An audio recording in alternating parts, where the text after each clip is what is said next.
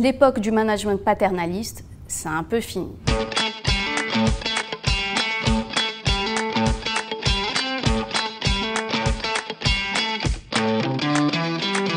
Le leadership, on en parle depuis longtemps, mais une démarche structurée dans les entreprises, c'est beaucoup plus récent.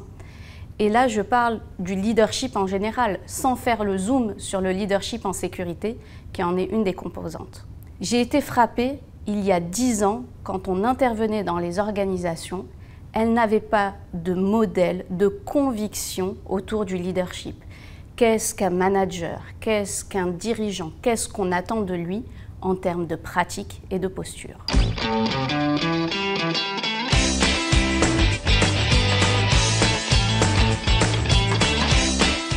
À l'époque, chacun avait son style de management et de leadership, généralement inspiré des écoles qu'elles avaient suivies ou des conférences auxquelles ils avaient assisté. Alors il y a eu toute cette époque de conférences un peu show, vous savez, avec de grands restaurateurs, de grands chefs d'orchestre, des hommes politiques qui venaient expliquer comment ils faisaient.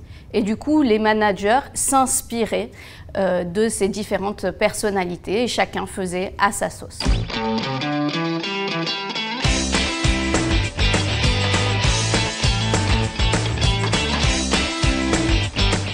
Aujourd'hui, c'est vraiment différent, en particulier dans les entreprises matures. Elles ont leur propre modèle, leurs propres convictions et aujourd'hui, elles ont un positionnement clair.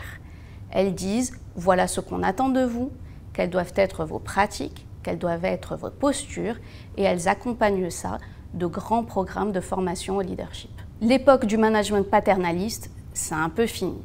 Les entreprises les plus matures ont entrepris de véritables transformations managériales.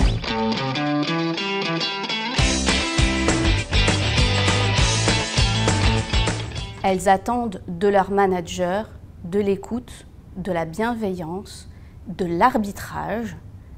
Elles leur demandent d'incarner le positionnement et la vision de l'entreprise. Le leadership sécurité aujourd'hui s'inscrit dans cette transformation managériale et il ne peut pas, ou en tout cas il ne peut plus fonctionner seul.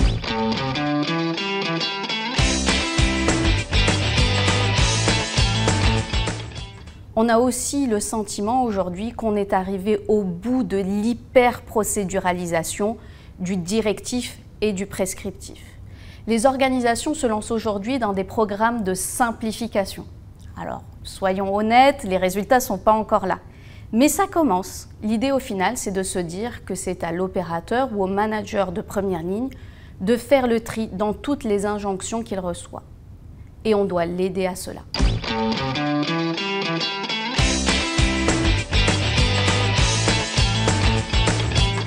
Il y a aussi une tendance assez forte à inciter les managers de tout niveau à retourner sur le terrain pour qu'ils aient une connaissance plus précise de l'activité réelle. Chose qui n'a pas été facile avec la pandémie. Les managers de première ligne ont été propulsés sur le devant de la scène pour accompagner leurs équipes dans des situations bouleversées et sans avoir toutes les réponses.